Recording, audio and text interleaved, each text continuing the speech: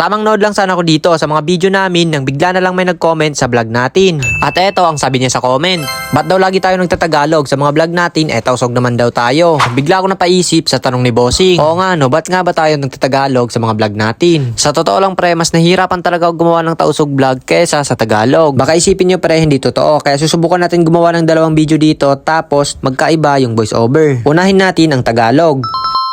So yung guys, magluluto nga pala tayo ng french fries. Kinuha ko na dito ang kawali tapos nilagyan ko na ng konting mantika tapos ihulog na natin yung french fries.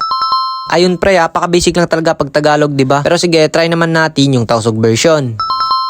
Biyaw nga pala guys, mga kita french fries kaya kiyawa ko na yung kaha pagubos biutangan ko na lana pagubos hulog ta na in french fries. Lamoy ko yung talagang karay para di matutong pagubos takaranta na malapok, lumapok pala.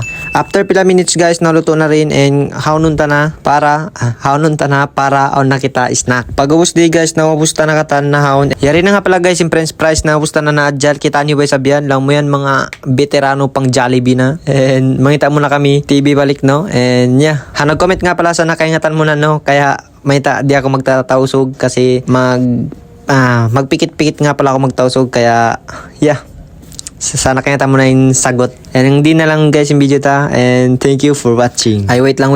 Kaon muna kamo guys oh. Ayan nga kamo nga. Ayan.